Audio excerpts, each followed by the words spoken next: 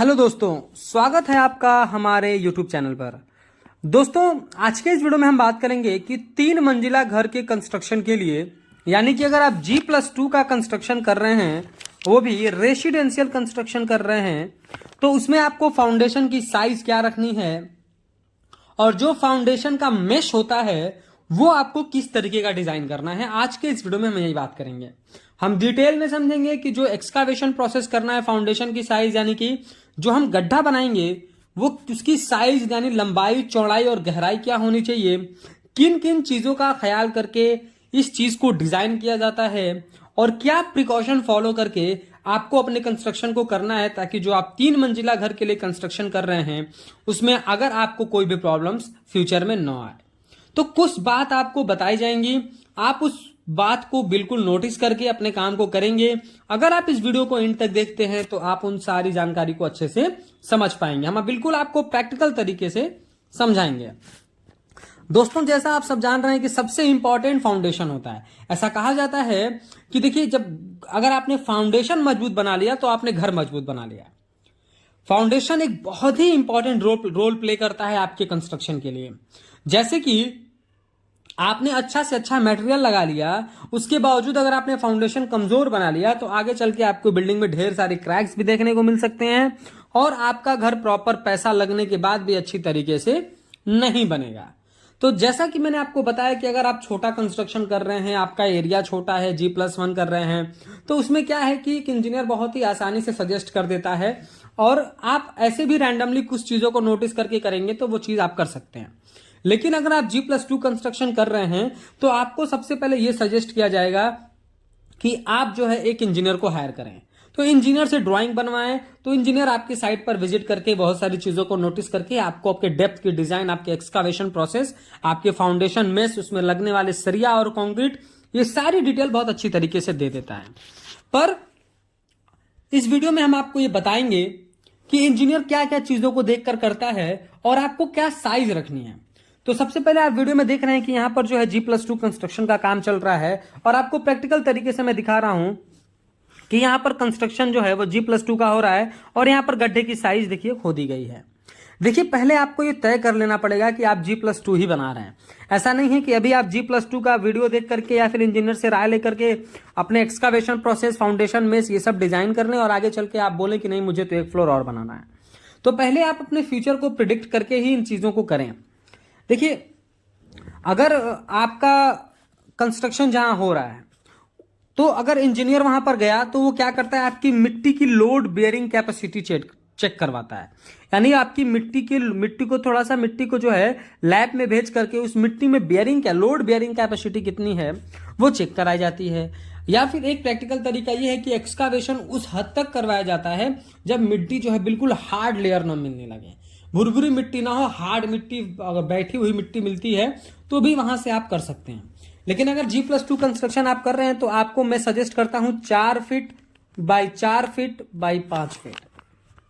अब समझिए, 4 फीट लंबाई, 4 फीट चौड़ाई और 5 फीट गहराई आपको रखनी है अगर आप G+2 का कंस्ट्रक्शन कर रहे हैं। इसमें भी आपको कुछ प्रिकॉशंस फॉलो करने हैं कि आपको मैंने 4 feet by 4 feet by 5 feet बता दिया, तो अब आपको गड्ढा जो खुदवाना है वो 4.5 feet by 4.5 feet by 5 feet.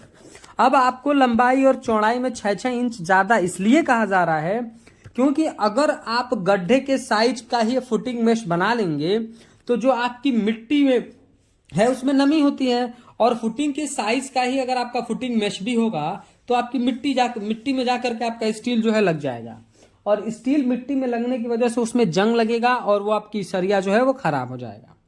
तो आपको क्या करना है, 6-6 इंच दोनों तरफ जो है आपको प्रॉपर तरीके से कवर लेकर चलना है। उसके कुछ रीजंस हैं। पहला रीजन तो यह है कि आपको काम करने में आसानी होगी, आपका जो जो आपका वर्कर है, जो आपका मैन पावर है, उसमें जाकर अच्छे से काम कर पाएगा। दूसरा, आप प्रॉपर तरीके से शटरिंग लगा पाएंगे और तीसरा, मोस्ट इंपॉर्टेंटली, कि आपका सरिया मिट्टी के संपर्क से बच जाएगा। तो आपको क्या करना है, गड्ढे की साइज रखनी है 4 feet by 4 feet by 5 feet. कम से कम इतना रखना है, इससे कम तो नहीं रखना है। पर मैं आपको पर्सनली सजेस्ट करूंगा कि मैं ये आपको जो बता रहा हूं वो मैं अपने साइट का बता रहा हूं। यहां पर मैंने मिट्टी देखी है, इसके हिसाब से मैं बता रहा हूं, क्योंकि यहां पर हमने size 4 feet by 4 feet by 5 feet रखी है। 4 फीट लंबा, 4 फीट चौड़ा और 5 फीट हमने गड्ढा रखा जो है गहराई रखा है।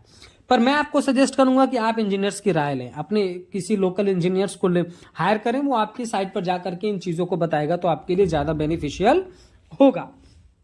अब ये तो हो गया कि आपकी गड्ढे की साइज। अब आपको क्या करना है कि कभी भी नीचे आपको गड्ढे के नीचे पीसीसी लगाना है। लोग क्या करते हैं कि बस गड्ढा खोद दिया, फुटिंग मेश रखा और कंक्रीटिंग कर दिया। ऐसा नहीं करना है। आप जब गड्ढे को खोद लेते हैं तो गड्ढा को आप अच्छी तरीके से प्रॉपर शेप एंड साइज में गड्ढे को बनवाएं। जैसा कि आप देख रहे हैं, आपको वीडियो में दिखाया जा रहा है, बिल्कुल प्रॉपर तरीके से गड्ढे को बनाया गया है। तो इस तरीके से आप गड्ढे को बनाएं। उसके बाद गड्ढे को बनाने के बाद नीचे आप 4 इंच की पीसीसी करें, प्लेन सीमेंट कंक्रीट।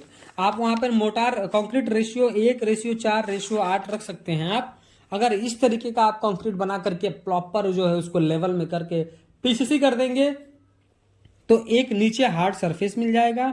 उसके बाद आपके सरिया में मॉइस्चर लगने का एक जो टेंशन है वो खत्म हो जाएगा। तो ये बहुत इंपॉर्टेंट है। बहुत सारे लोग क्या करते हैं कि ऐसे ही कर देते हैं, ऐसे आपको नहीं करना है। आप क्या करना है, आपको नीचे पीसीसी बेड बनानी है, उसके अगले दिन अपने फुटिंग मेश को रखना है, कॉलम की मार्किंग करनी है और अपने कॉलम को स्टैब्लिश करना है।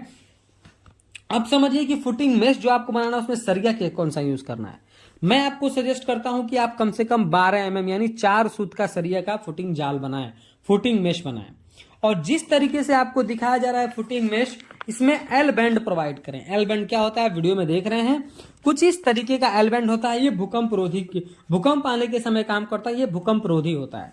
इस तरीके की डिजाइन जो है भूकंप के समय आपकी स्ट्रक्चर को ज्यादा हेल्प करती हैं, क्रैक्स आने से बचाने में ज्यादा हेल्प करती हैं।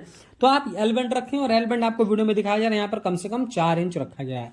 तो आपको भी एल बैंड कम से कम 4 इंच रखना है। अगर ये कॉमर्शियल प्रोजेक्ट होता तो आपको सजेस्ट किया जाता कि आप डबल मेश फुटिंग करिए, लेकिन आप यहाँ सिंगल मेश फुटिंग भी कर सकते हैं, लेकिन उसमें आप एल प्रोवाइड करें। उसके बाद एक सरिया से दूसरे सरिये के बीच का डिस्टेंस जो है आप 5 से 6 इंच रखें। अगर 5 इंच रखे हैं तो 5 इंच ही फॉलो करें, 6 इंच रखना है तो 6 इंच को फॉलो करें। और कम से कम 12 mm का सरिया आपका नीचे वाला और टॉप दोनों सरिया 12 mm का होना चाहिए। इसमें जो आप कंक्रीट यूज करें वो आप M25 यूज करें। जनरली सजेस्ट किया जाता है M20, पर आप फाउंडेशन में यहाँ पर M25 यूज करें। M25 का मतलब कि 1:1:2, 1 बैग सीमेंट, 1 बैग सैंड और 2 बैग एग्रीगेट। इस तरीके का आपको कंक्रीट मिक्स प्रोपोर्शन का आपको इस ग्रेड का कंक्रीट बनाना है। उसके बाद अपने कंक्रीट को वहां पर अच्छी तरीके से करना है। अब आपको प्रॉपर तरीके से कवर ब्लॉक करना है। बहुत सारे वीडियोज में मैंने पहले भी दिखाया है कि लोग नीचे जो है ईंट यूज कर देते हैं, तो ईंट आपके कंक्रीट के कंपेयर में बहुत कमजोर होती है। वहां पर ईंट जहां आप रख देंगे वहां कंक्रीट नहीं जाता है, वहां पर जो है आगे चल के क्रैक्स आते हैं, फाउंडेशन कमजोर होती है। तो आपको ये मिस्टेक नहीं करनी है। आपको प्रॉपर 40 mm, मिनिमम 40 mm का आपको कवर ब्लॉक यूज करना है। और जहां भी आप कंक्रीटिंग करें, चाहे वो फुटिंग हो, वो कॉलम हो, वो बीम हो, वो स्लैब हो, आपको वहां पर वाइब्रेटर एनी हाउ यूज करना है। क्योंकि कंक्रीट में ढेर सारे एयर वॉइड्स होते हैं, तो एयर वॉइड्स जब रिलीज हो जाते हैं तो वहां पर गैप्स बन जाता है, हनीकॉम्स बन जाता है। इसलिए आपको प्रॉपर तरीके से वाइब्रेटर यूज करना है। तो